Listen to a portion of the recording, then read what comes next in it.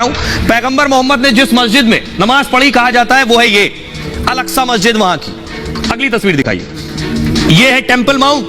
कहा जाता है इसके अंदर एक चट्टान है, उस चट्टान पर जो घोड़ा था जिसका नाम था बराक, घोड़े ने कदम रख के जन्नत की तरफ वो उड़ान भरा था, बराक नाम था उसका। और इसलिए मुसलमानों के लिए यह अहमियत रखता है टेंपल माउंट, इसे मुसलमान हरम अल शरीफ भी कहते हैं। अगली तस्वीर दिखाइए, और यह है वेस्ट वॉल जिसे आप पश्चिमी दीवार कह रहे हैं, जहां आप देख रहे हैं यहूदी आकर पूजा करते हैं। यहां था टेंपल, ये वेस्ट वॉल है, यहूदी यहां आते हैं, ईसाइयों की भी यहां से मान्यता है। और ये जो टेंपल माउंट आप देख रहे हैं, जो यहूदियों की पुस्तक है, जो धार्मिक ग्रंथ है हिब्रू जिसका नाम है, उसके जो 10 सिद्धांत हुए, जो हजरत मूसा के जरिए 10 सिद्धांत आए थे, वो इस मंदिर में रखे गए थे, लेकिन ये तोड़ दिया गया। अब मैं आपको समझना होगा, अगर आपको इजराइल फिलिस्तीन हमास की लड़ाई समझनी है तो ये लड़ाई भी आपको समझनी होगी। यरूशलेम मैंने आपको दिखाया था, जो राजधानी हुई है, उस राजधानी में है ये इमारतें। ये सिर्फ इमारतें नहीं है, इसकी धार्मिक मान्यता जब आप समझेंगे तो आपको समझ आएगा कि लड़ाई कितनी बड़ी है। ये जो आप देख रहे हैं मस्जिद, ये मस्जिद का गुंबद आपको नजर आ रहा है, इस मस्जिद का नाम है अल-अक्सा मस्जिद। ये यरूशलेम में है, इजराइल के यरूशलेम में। ये अल-अक्सा मस्जिद में मान्यता है कि पैगंबर मोहम्मद जिनसे इस्लाम आया, पैगंबर मोहम्मद ने यहां नमाज पढ़ी और इस्लाम के बहुत से खलीफा यहां आए। पैगंबर मोहम्मद, ये जो टेंपल माउंट देख रहे हैं, मुसलमान इसे हरम अल शरीफ भी कहते हैं। टेंपल माउंट के इसके अंदर एक चट्टान है, मान्यता है कि पैगंबर मोहम्मद ने इसी चट्टान पर उनके घोड़े ने कदम रखकर जन्नत की तरफ वो गया था। तो इस्लाम और मुसलमानों से दो इंपॉर्टेंट चीज जुड़ी है, एक ये मस्जिद और एक ये टेंपल माउंट। अब आइए, ये वेस्ट वॉल जो आप देख रहे हैं, ये एक दीवार है।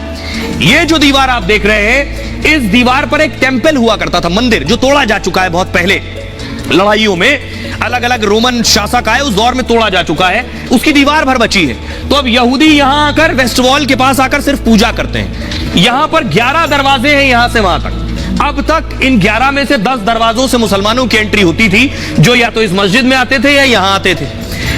यहां तक सिर्फ यहूदियों की एंट्री है जो वेस्ट वॉल पर पूजा करते हैं। एक और इंपॉर्टेंट बात कि इस वेस्ट वॉल से ही ईसा मसीह का ताल्लुक भी है, क्योंकि ईसा मसीह जन्म से यहूदी थे, बाद में ईसाइयत आई तो वो खुद भी ईसा मसीह यहां आए।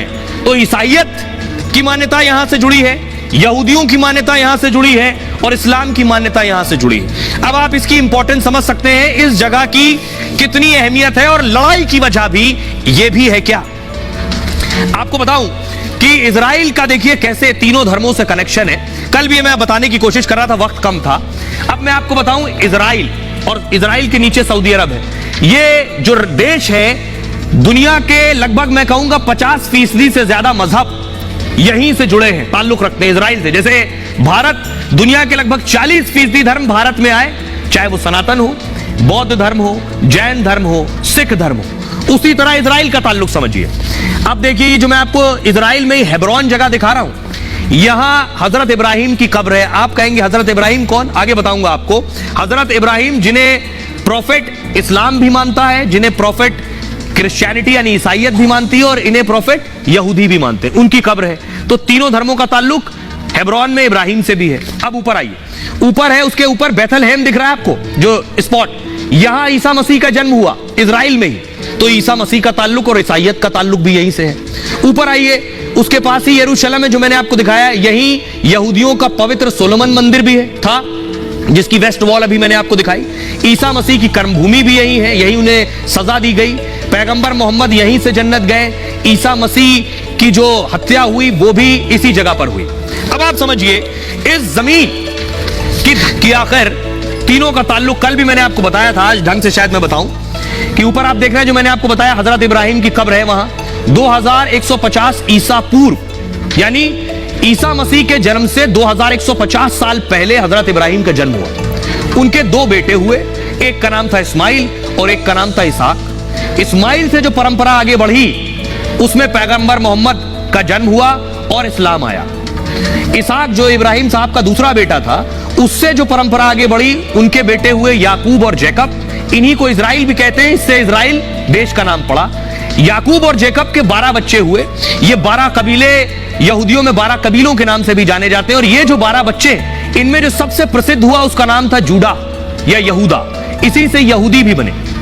अब यही परंपरा जब आगे बढ़ी तो मूसा का जन्म हुआ 1200 ईसा पूर्व, मूसा के जन्म से यहूदी धर्म आया, और मूसा से जो परंपरा और परिवार आगे बढ़ा उससे ईसाइयत और ईसा मसीह का जन्म हुआ।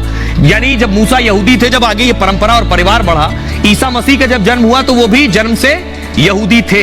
तो मेरा बताने का मकसद ये तीनों धर्म, चाहे यहूदी धर्म हो, ईसाई धर्म हो और इस्लाम धर्म, एक ही परंपरा और परिवार से आगे बढ़े हैं।